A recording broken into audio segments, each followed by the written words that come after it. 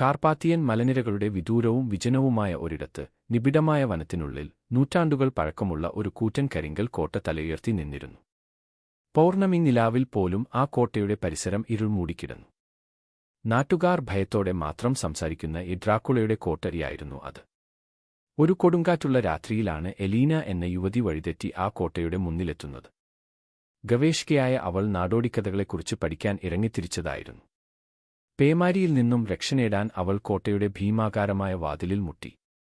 നിമിഷങ്ങൾക്കകം കരകറുന്ന ശബ്ദത്തോടെ ആ വാതിൽ തുറക്കപ്പെട്ടു.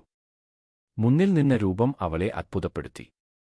രണ്ടാമത്തെ ചിത്രത്തിൽ കാണുന്നതുപോലെ ഉയരമുള്ള, വിളറിയ, എന്നാൽ അതീവ സുന്ദരനായ ഒരു മനുഷ്യൻ. കറുത്ത ടക്സീഡോയും അതിനു മുകളിലായി ചുവന്ന ഉൾഭാഗമുള്ള നീലൻ കറുത്ത കോട്ടും അയാൾ ധരിച്ചിരുന്നു. അയാളുടെ കണ്ണുകൾക്ക് ഒരു കാന്തശക്തിയുണ്ടായിരുന്നു.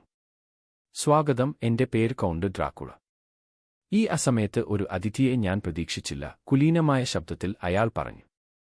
അയാളുടെ സ്വരത്തിലെ തണുപ്പ് എലീനയുടെ നട്ടെല്ലിലൂടെ ഒരു വിറയൽ കടത്തിവിട്ടു. എങ്കിലും പുറത്തെ കൊടുങ്കാറ്റിനേക്കാൾ സുരക്ഷിതം അകത്താണെന്ന് അവൾ കരുതി.